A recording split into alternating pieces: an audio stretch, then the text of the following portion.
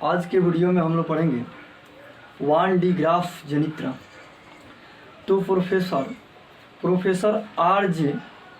वान de Graaff ने एक ऐसा विद्युत मशीन का आविष्कार किया जो बहुत ही उच्च विभवांतर वोल्टेज उत्पन्न करता है।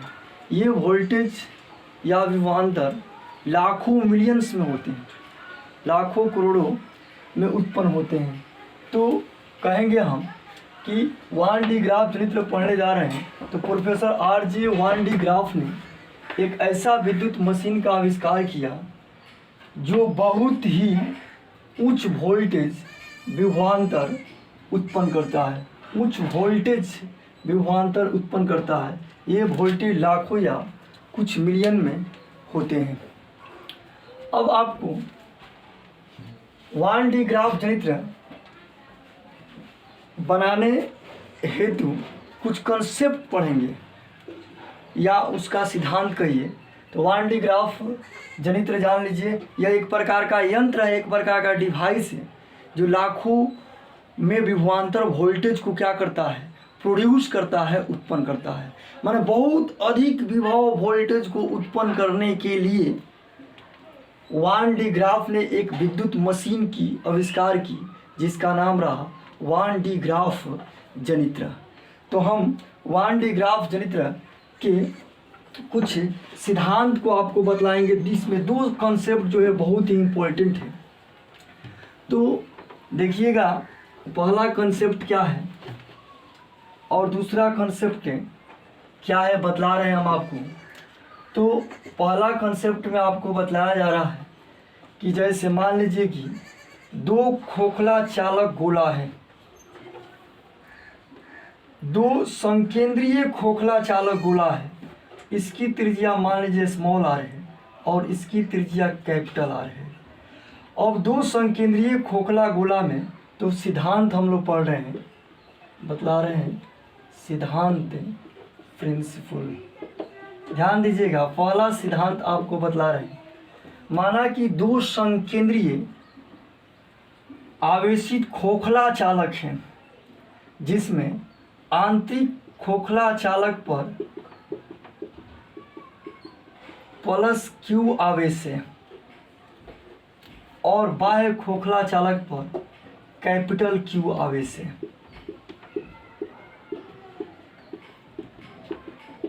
ऐसे देखिएगा, तो क्या कहिएगा कि माना कि दो संकेंद्रीय खोखला गोलाकार चालक है जिसमें आंतरिक गोला की त्रिज्या स्मॉल आर तथा बाह्य गोला की त्रिज्या कैपिटल आर है। आंतरिक गोला पर आवेश से क्यू तथा बाह्य खोखला गोला पर आवेश कैपिटल क्यू है। अब क्या करें, मानेंगे इसका विभव मान लीजिए V1, इसका विभव क्या है V2।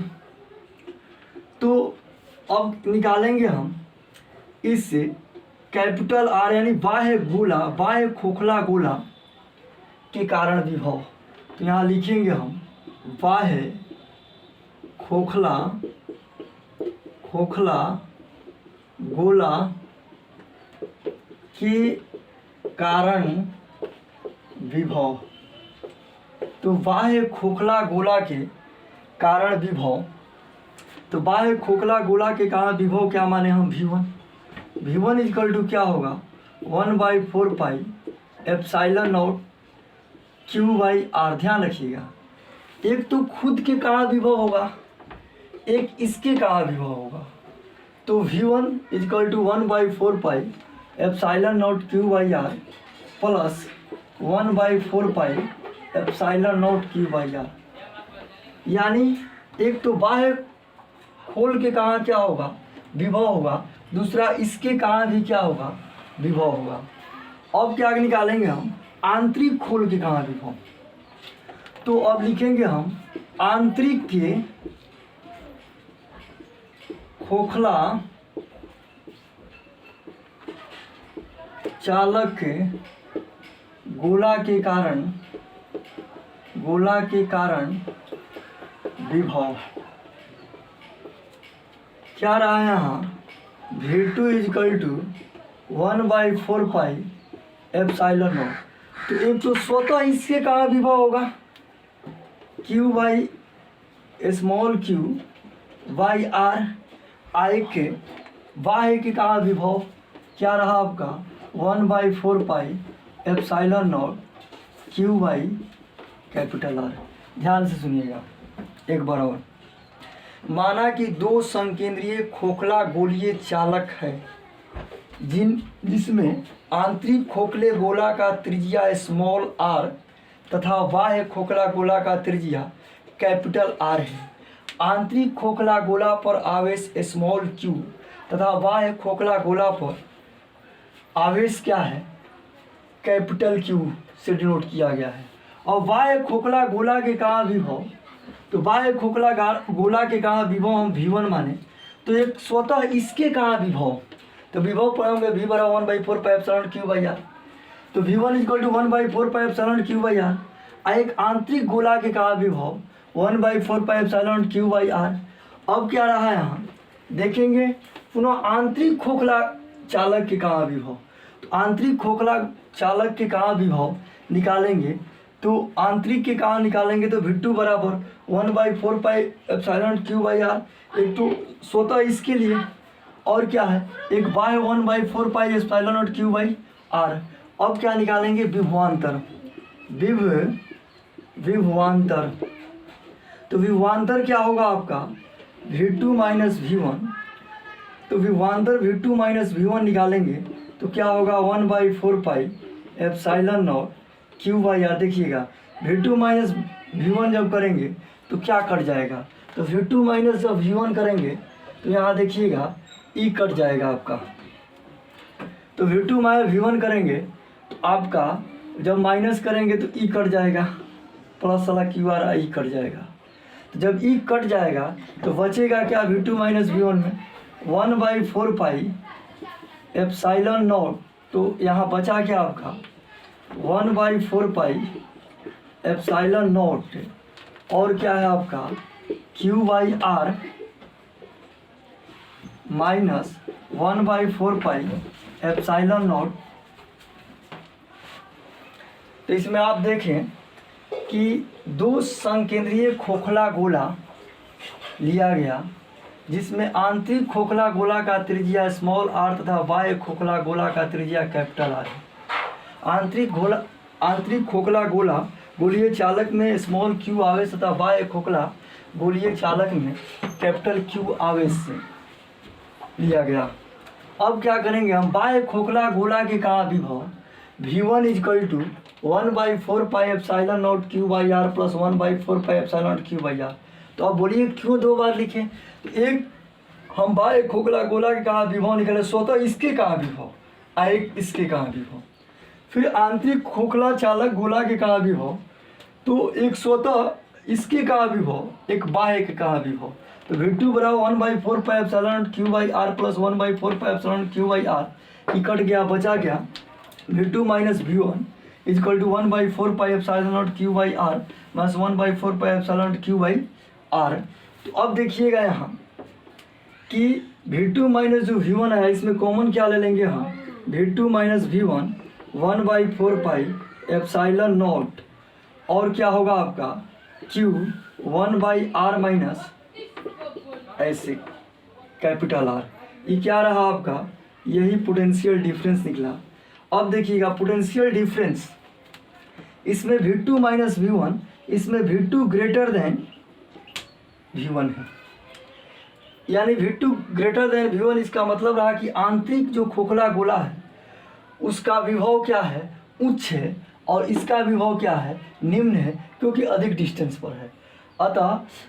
अतः जो चार्ज होगा वो क्या होगा आपका हाई पोटेंशियल से लो पोटेंशियल की ओर जाएगा, यानी क्या होगा आंतरिक खोखला गोला से बाह्य खोखला गोला की ओर चार्ज जाएगा।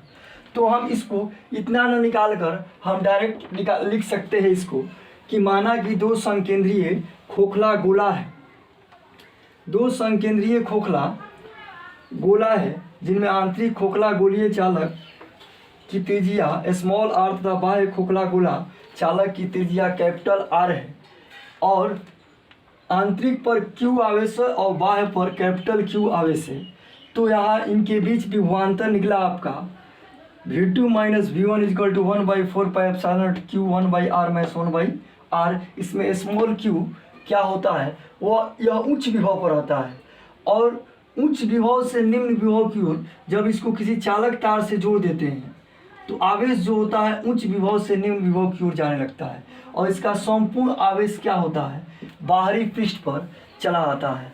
तो अगर मान लीजिए सपोर्ट दैट ऐसे कोई खोखला गोला है, इसे अगर मान लीजिए कि इस पर 5 क्यू चार्ज है और इस पर 10 क्यू चार्ज है या 10 कूलम मान लीजिए, इस पर 10 कूलम चार्ज है और इस पर 5 कूलम चार्ज है, तो इस पर का संपूर्ण जो चार्ज होगा इस पर चला जाता है, यानी बाह्य गोलीय खोल पर चला जाता है। क्यों? क्योंकि विभवांतर कहिएगा कि आंतरिक खोखला गोला का विभव जो होता है वो बाह्य खोखला गोला से अधिक होता है, माने इसका विभव उच्च होता है छोटा गोला का, और बाह्य गोला का विभव क्या होता है, कम होता है। क्योंकि रेडियस लीजिएगा तो इसका रेडियस छोटा है, इसका रेडियस बड़ा है, तो विभव निकालिएगा तो 1/4πε0 Q/r, इसका क्या है V इजकल टू 1/4πε0 Q/r।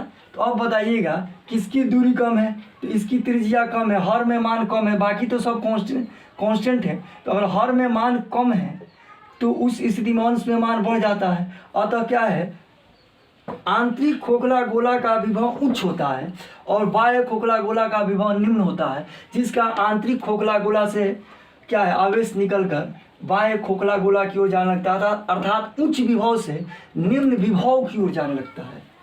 तो आप देखें कि यहाँ अगर मान लीजिए कि यहाँ इसके संकेंद्रीय खोखला गोला है, यहाँ 5 कूलम चार्ज है, तो यह 5 कूलम चार्ज कहाँ चला जाएगा, जब इसको चालक तार से जोड़िएगा, ऐसे जब इसको किसी चालक तार से जोड़ दीजिएगा तो यह तो जब किसी चालक तार से जोड़िएगा तो आपको तो मालूम है कि आंतरिक खोखला गोला का विभव उच्च होता है और बाह्य खोखला गोला का क्या है, विभव निम्न होता है।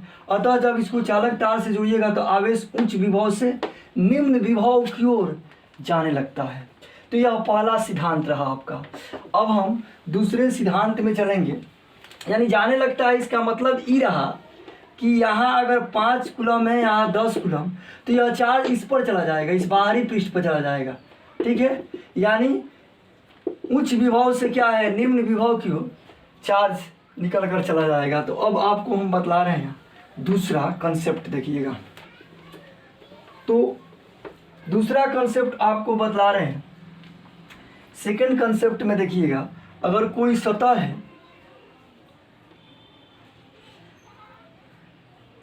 अगर कोई सतह है और इस सतह पर चार्ज दिया जाए, सपोर्ट दैट ऐसे चार्ज दिया जाए, कोई सतह है ऐसे अगर चार्ज दिया जाए,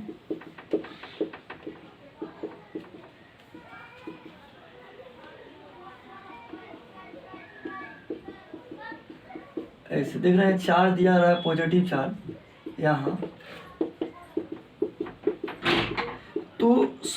तो चार्ज डेंसिटी आवेश घनत्व सबसे अधिक नुकीले भाग पर होता है।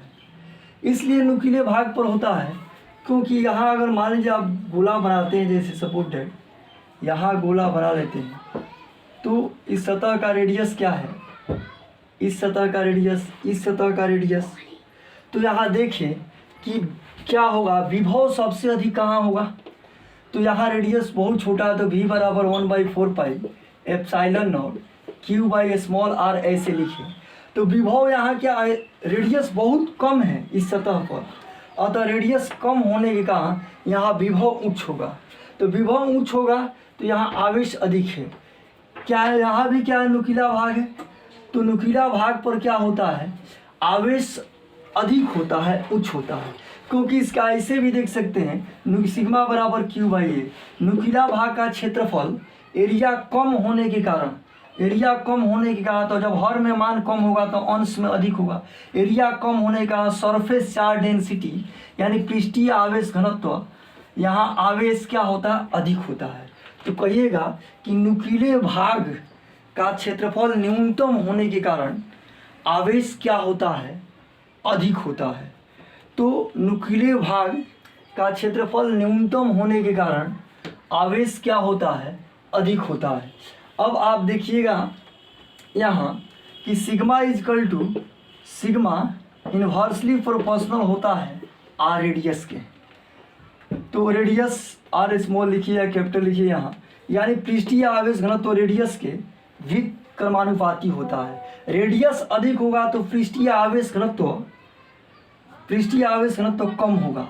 इसका अर्थ रहा कि रेडियस अधिक होने पर एकांक क्षेत्रफल में जो आवेश होगा वो क्या होगा, कम होगा, और रेडियस कम होने पर क्या होगा, आवेश क्या होगा, अधिक होगा। तो यहाँ इससे ध्यान रखिएगा, सिग्मा व्युत्क्रमानुपाती 1/r। जैसे मान लीजिए कि कंघी है, तो कंघी के नुकीले भाग का रेडियस बहुत कम होता है। तो रेडियस बहुत कम होने के कारण उस नुकीले भाग पर बहुत अधिक चार्ज डेंसिटी होगा, आवेश अधिक होगा, आवेश घनत्व भी क्या होगा, माने एकांक क्षेत्रफल में जो आवेश होगा वह बहुत ही अधिक होगा।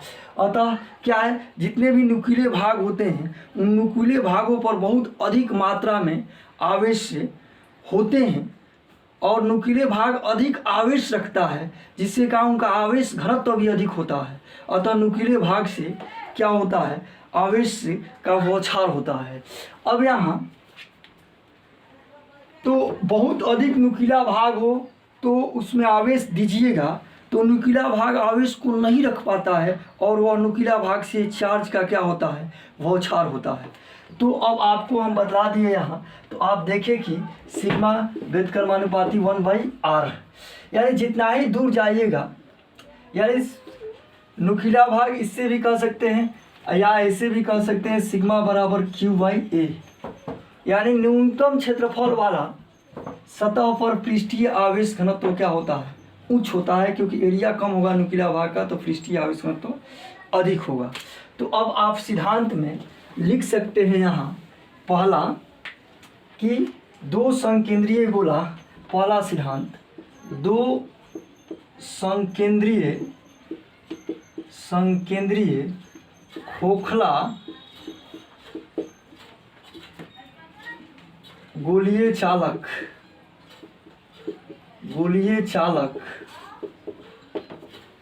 जिनकी त्रिज्या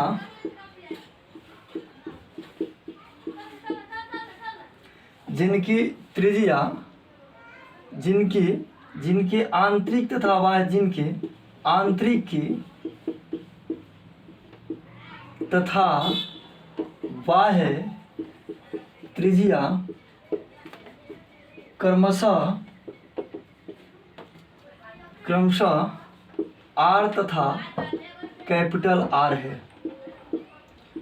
तो इनके बीच विभवांतर, तो मान लीजिए कि दो संकेंद्रीय खोखला गोला है, ऐसे दो संकेंद्रीय खोखला गोला है, इसकी त्रिज्या स्मॉल r है, इसकी त्रिज्या कैपिटल R है। अब देखिएगा यहाँ जो चार्ज अंदर दिया जा रहा है ऐसे,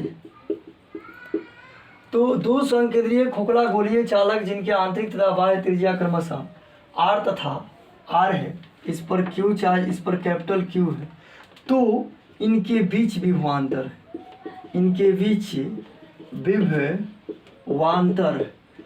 बीच विभवांतर क्या होगा, V2 माइनस V1। इसको V2 माइनस V1, यानी इसका विभव क्या है V1 और इसका विभव क्या हो V2। तो V2 minus V1 equal to 1/4 pi epsilon naught Q1/r minus 1/r capital R बाह्य खोखला गोला का। यही क्या रहा आपका, इनके बीच विभवांतर रहा यहाँ V2 ग्रेटर देन V1 है। इसको किसी बुक में ऐसे भी लिखा होगा VR माइनस VR, यानी VR का मतलब बाह्य खोखला गोला का विभव है, या आंतरिक खोखला गोला का विभव है। ऐसे भी होगा आपको Q1/r minus 1/r, small r जो है वो आंतरिक गोला का त्रिज्या है और कैपिटल R बाह्य गोला का त्रिज्या है।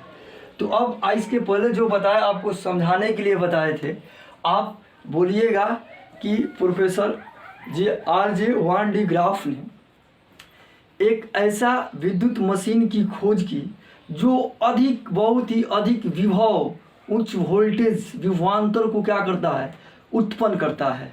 अब रहा इसका सिद्धांत में, तो पहला सिद्धांत में देखिएगा, अब यहीं से लिखना शुरू कीजिएगा। दो संकेंद्रीय खोखला गोलीय चालक जिनके आंतरिक तथा बाह्य त्रिज्या क्रमशः R तथा R है, तो इनके बीच विभवांतर V2 minus V1 1/4 pi epsilon naught Q1/R minus 1/R। यहाँ दो संकेंद्रीय गोला है, एक आंतरिक गोला जिसकी त्रिज्या है स्मॉल r, ठीक है, तथा एक बाह्य गोला जिनकी त्रिज्या कैपिटल R है। बाह्य गोला पर कैपिटल Q, आंतरिक गोला पर स्मॉल q आवेश, और इन दोनों को चालक तार, हाँ, तो जब दोनों खोखला गोलीय आवेशित चालक को किसी चालक तार से जोड़ दिया जाता है, तो चार्ज उच्च विभव से निम्न विभव की ओर जाने लगता है।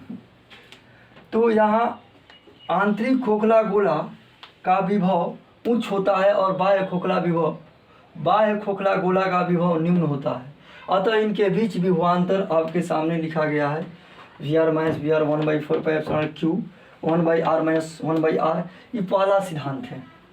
दूसरा सिद्धांत, अब सिद्धांत 2 जो बतलाए अब देख लीजिएगा। तो सिद्धांत 2 में क्या कहेंगे हम कि नुकीले भाग यदि किसी सतह, यदि कोई सतह है, अगर इस पर चार्ज दिया जाए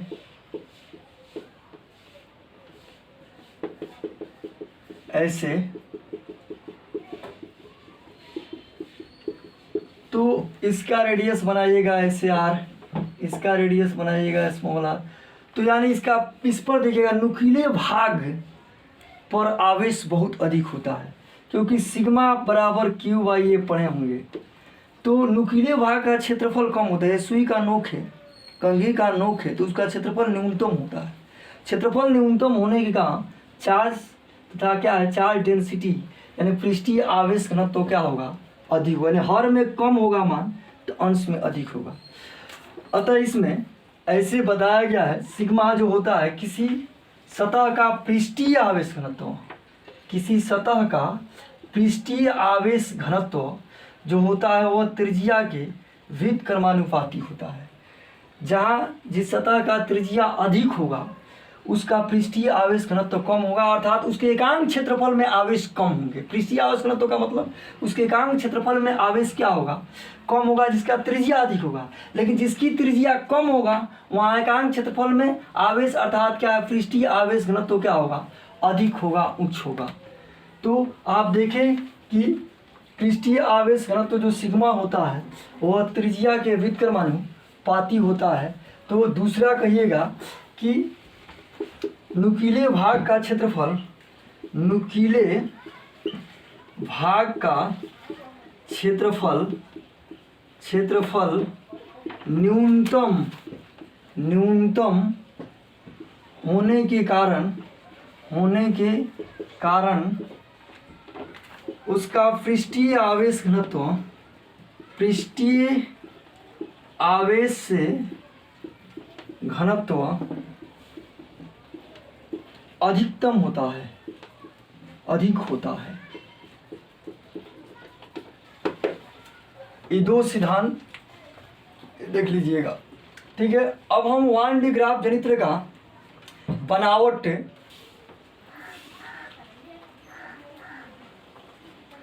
देखिएगा। अब हम लोग पढ़ेंगे 1D ग्राफ जनित्र का बनावट और क्रिया। तो इसमें एक धातु का खोखला गोला S लिया आता है। देखिए यही धातु का खोखला गोला S है। तो यह खोखला गोला S है जिसको दो विद्युत रोधी स्टैंड, ये क्या है आपका विद्युत रोधी स्टैंड, विद्युत रोधी माने कुचालक, विद्युत रोधी स्टैंड पर रखा गया है। ये भी क्या है, यहाँ विद्युत रोधी स्टैंड पर रखा गया है। तो यहाँ कहिएगा कि इसमें एक धातु का खोखला गोला S लिया आता है जिसको दो विद्युत रोधी स्टैंड पर व्यवस्थित किया जाता है। किस पर व्यवस्थित किया गया है? 2 विद्युत रोधी स्टैंड पर व्यवस्थित किया गया है। तो एगो स्टैंड ही है, एगो मान लीजिए S1 स्टैंड है, ये क्या है S2 स्टैंड है, या मान लीजिए कि विद्युत रोधी स्टैंड है। कौन कौन? तो यानी माना कि एक धातु का खोखला गोला S से जिसको 2 विद्युत रोधी स्टैंड पर व्यवस्थित किया गया है, इसके भीतर 2 पुली मीन्स 2 घिरनी समझ रहे हैं, 2 पुली P1 तथा P2 को रखा गया है। 2 घिरनी P1 तथा P2 को रखा गया है, जिस पर एक विद्युत रोधी बेल्ट यानी कुचालक बेल्ट, नायलन का बेल्ट इस पर चढ़ाया गया है। विद्युत रोधी नायलन, तो नायलन के बेल्ट को, विद्युत रोधी बेल्ट को इस पर क्या किया गया है? P1 और P2 पुली पर चढ़ाया गया है। इसके बाद यहाँ 2 कंघी C1 तथा C2 लिया गया है। C1 कंघी को फुहार कंघी, C1 कंघी को फुहार कंघी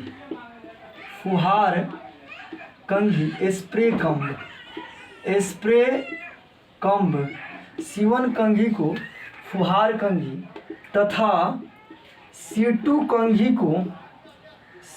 कंघी को संग्राहक कंघी कलेक्टर कम्ब कहा जाता है। कलेक्टर कम्ब कहा जाता है। याद रखिएगा यहाँ कि 2 कंघी कौन लिया गया? C1 तथा C2। C1 कंघी को कहिएगा फुहार कंघी, C1 को क्या कहेंगे? फुहार कंघी, लिख भी सकते हैं यहाँ फुहार कंघी। Spray comb. C2 को क्या कहते हैं? संग्राहक कंघी, कलेक्टर कम्ब, कलेक्टर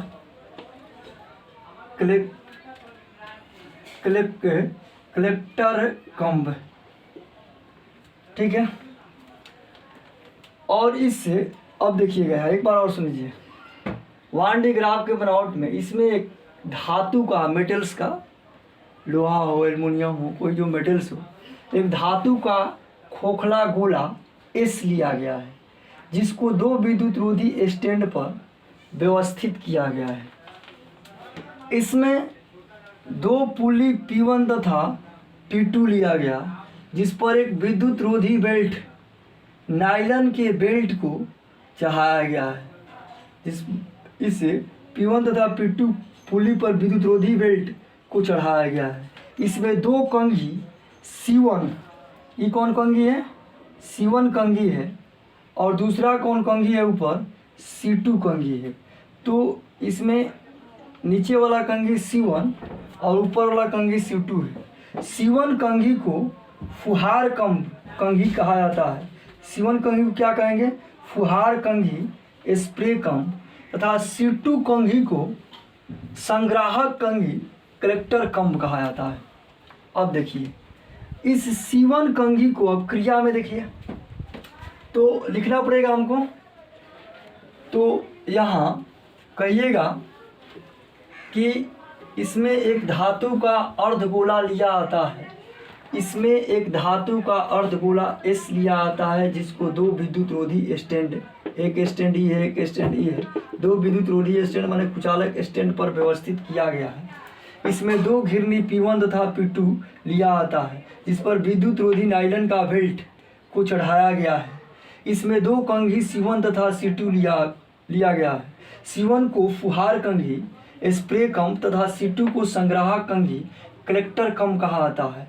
इस C1 को हाई वोल्टेज के बैटरी से कनेक्ट करते हैं, तो यह बैटरी के धनावेशी है, बड़ा लाइन, और इससे क्या होता है देखिएगा, तो यह इस पर क्या होता है? धनावेश उत्पन्न हो जाता है, नुकीला भाग पर धनावेश उत्पन्न हो जाता है। तो अब बताइएगा कि ये जो बेल्ट है, तो बेल्ट तो उदासीन है, तो बेल्ट से क्या होता है? इलेक्ट्रॉन बेल्ट उदासीन है, इसका मतलब जितना इलेक्ट्रॉन है उतना प्रोटॉन है, जितना निगेटिव चार्ज उतना पॉजिटिव चार्ज इक्वल है, जितना इलेक्ट्रॉन उतना प्रोटॉन है। उस स्थिति में जब इसको हाई वोल्ट के बैटरी से जोड़ते हैं, उच्च विभव के धन स्रोत से जोड़े गए गया है, तो यहाँ पॉजिटिव उत्पन्न हो जाता है। अब इस पॉजिटिव को क्या करता है, इलेक्ट्रॉन क्या होता है, इसको डिफ्यूज करता है, यहाँ आता है तो इलेक्ट्रॉन आ जाता है इधर। तो जहाँ से इलेक्ट्रॉन हटता है, अब इस बेल्ट से जब इलेक्ट्रॉन हटेगा तो इस बेल्ट पर क्या उत्पन्न हो जाएगा, प्लस उत्पन्न हो जाएगा। इसमें उदासीन है, उदासीन का मतलब प्लस माइनस दोनों है, लेकिन जब इसको धन स्रोत से जोड़ा गया तो इस धन स्रोत क्या करता है, ऋण को अट्रैक्ट करता है और ऋण यहाँ आ जाता है, तो इस पर जहाँ से ऋण हटता है वहाँ क्या बच जाता है, यहाँ धनावेश हो जाता है। अब बताइएगा, जब इसको किसी मोटर से जनरेटर से जब इसको चलाया जाता है नीचे से ऊपर P1 से P2 की ओर, तब यह धनावेश कहाँ चला आता है, P2 के निकट, C2 कंघी के निकट पहुँचता है। तो C2 कंघी के निकट पहुँचता है तो ये भी कंघी उदासीन होता है। तो अभी क्या होता है कि यहाँ ये जो प्लस होता है तो इसका ऋण जो होता है, आप बताइएगा, जब ये प्लस इधर है, आई उदासीन है, तो ये प्लस माइनस दोनों है, इलेक्ट्रॉन प्रोटॉन। तो इस स्थिति में क्या होता है, ये प्लस जो है आवेश धनावेश, तो धनावेश के कहा इसमें ऋणावेश इधर हो जाता है और प्लस क्या होता है, प्लस इधर हो जाता है और यह प्लस धातु के गोला पर जाने लगता है। जब यह इलेक्ट्रॉन इस धनावेश को डिफ्यूज करता है, नेगलेक्ट करता है, उसके बाद क्या होता है, बेल्ट अनावेशित होकर नीचे आता है और पुनः जब नीचे आता है तो फिर वही प्रक्रिया होती है। यहाँ क्या है, बैटरी के धन स्रोत से जो कंघी जोड़ा गया प्लस के कहा पुनः क्या होता है, इसके जो इलेक्ट्रॉन है, इलेक्ट्रॉन इधर चले आते हैं, तो इलेक्ट्रॉन आ जाते ही इससे प्लस अट्रैक्ट कर लेता है, तो फिर इसमें सिर्फ प्लस बचता है। या इलेक्ट्रॉन जब आ जाता है तो इलेक्ट्रॉन जहाँ से हटते हैं पॉजिटिव होता है। अब यह पॉजिटिव को जब किसी मोटर से बेल्ट को चलाया जाता है तो पुनः यह पॉजिटिव ऊपर की ओर जाता है। अब इस पॉजिटिव जब यहाँ पहुँचता है P2 यानी C2 कंघी के निकट, P2 बेल्ट के पास जब पॉजिटिव पहुँचता है धनावेश, तो उस समय प्रेरित होकर इस सिरा पर क्या होता है, अब प्लस माइनस के माइनस इधर आ जाएगा और इसमें प्लस माइनस दोनों होता है, इलेक्ट्रॉन प्रोटॉन उदासीन हो तो अब उस स्थिति में प्लस प्लस को रिपेल्ट करता है, इधर इधर जाता है ऐसे। अतः इस प्रकार क्या होता है, इस अर्धगोला पर क्या होता है, इस अर्धगोला पर धनावेश पहुँचता जाता है और बेल्ट घूमता जाता है, इस पर धनावेश क्या है, पहुँचता जाता है। तो अब क्या, अधिक देर तक बेल्ट को चलाकर इस पर अधिक मात्रा में क्या किया जाता है, धनावेश उत्पन्न कर लिया जाता है। आप जानते हैं कि धनावेश के का विभव उच्च होता है, अतः इस पर अधिक मात्रा में हाई वोल्टेज उच्च विभव को उत्पन्न कर लिया जाता है। तो आप एक बार और इसको सुन सकते हैं। वान डी ग्राफ जनित्र में इसमें धातु का एक अर्धगोला एस लिया गया, इसमें जिसको दो विद्युत रोधी स्टैंड पर व्यवस्थित किया गया, विद्युत रोधी स्टैंड पर व्यवस्थित किया गया। इसमें दो घिरनी P1 तथा P2 लिया गया है, जिस पर विद्युत रोधी बेल्ट, नायलन का बेल्ट को चढ़ाया गया है। इसमें दो कंघी C1 तथा C2 लिया गया है। C1 को फुहार कंघी तथा C2 को संग्राहक कंघी कहा जाता है। इस C1 कंघी से उच्च विभव स्रोत, वोल्ट स्रोत को जोड़ा गया है, जिसके कारण C1 कंघी के नुकीले भाग पर धनावेश उत्पन्न हो जाता है। इस धनावेश के कारण क्या होता है, विद्युत रोधी बेल्ट से इलेक्ट्रॉन क्या होता है, यहाँ पहुँच जाता है और इलेक्ट्रॉन पहुँचता है तो बेल्ट पर धनावेश बच जाता है। जब किसी बाह्य यंत्र द्वारा, युक्ति द्वारा इस बेल्ट को P1 से P2 की ओर चलाया जाता है तो बचा धनावेश बेल्ट के सहायता से ऊपर जाने लगता है।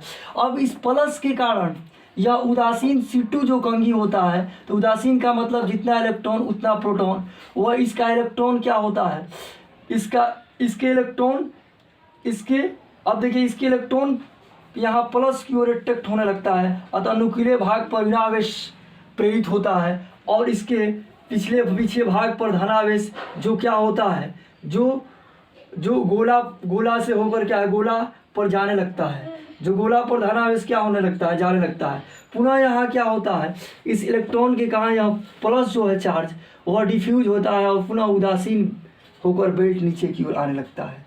यह प्रक्रिया बार बार होती रहती है और इस पर अधिक मात्रा में धनावेश एकत्र हो जाता है। बहुत अधिक मात्रा में धनावेश एकत्र हो जाता है और इसके विसर्जन को रोकने के लिए एक धातु के छड़ को भूमि से जोड़ देते हैं। अब देखिएगा, बहुत अधिक जब विभव होता है तो एयर को ब्रेक डाउन करता है।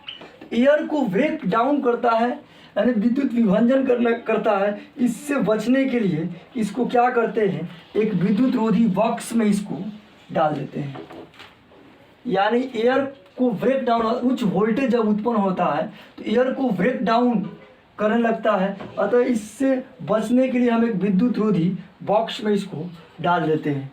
तो आप जान गए कि इस प्रकार क्या होता है, बहुत अधिक मात्रा में क्या किया गया, यानी वान डी ग्राफ बहुत अधिक मात्रा में धनावेश को एकत्र करता है, उच्च विभव उत्पन्न करता है। इसको किसी बुक में ऐसे भी आपको मिलेगा कि इसको हाई वोल्ट स्रोत से जोड़ा गया C1 को, तो C1 के नुकीले भाग पर धनावेश होता है, तो धनावेश का बौछार होता है बेल्ट पर। और यह धनावेश क्या है, बेल्ट के सहायता से ऊपर की ओर जाता है। इससे प्रेरित होकर C2 कंघी के नुकीले भाग ऋणावेशित तथा इसके फलस्वरूप अर्धगोला पर धनावेश से उत्पन्न हो जाता है। बहुत अधिक देर तक बेल्ट को चलाकर इस अर्धगोला पर अधिक मात्रा में धनावेश उत्पन्न किया जाता है। अतः इस प्रकार उच्च विभव या उच्च वोल्टेज उत्पन्न वान डी ग्राफ द्वारा किया जाता है। तो आप जानें कि वान डी ग्राफ जनित्र एक ऐसा युक्ति है जो बहुत ही उच्च वोल्टेज विभव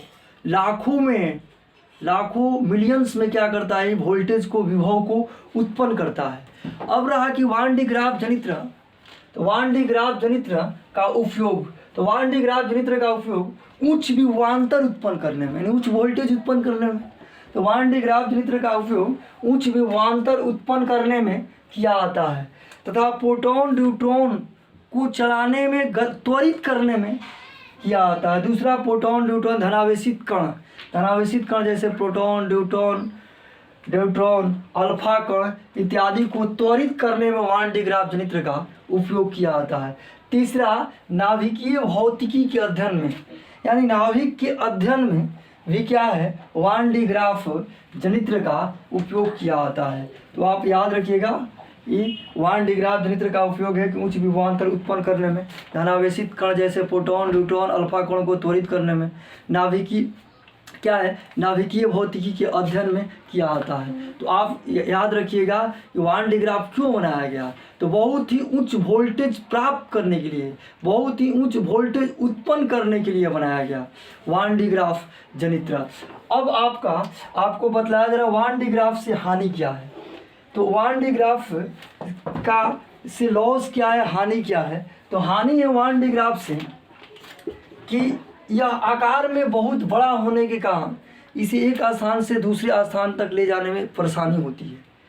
तो हानि में कहिएगा कि आकार में बड़ा होने के कारण एक स्थान से दूसरे स्थान तक ले जाने में परेशानी होती है। दूसरा, उच्च विभवांतर उत्पन्न करने के कारण यह खतरनाक होता है। वान डी ग्राफ जनित्र हाई वोल्टेज उच्च विभवांतर उत्पन्न करने के कारण यह खतरनाक होता है। तो हानि जान गए, उपयोग जान गए, वान डी ग्राफ जनित्र यही है। अब आप लोगों को कल तीसरा चैप्टर में हम का वीडियो डालेंगे, ठीक है। इसको नोट करते जाइएगा आप लोग, ठीक है।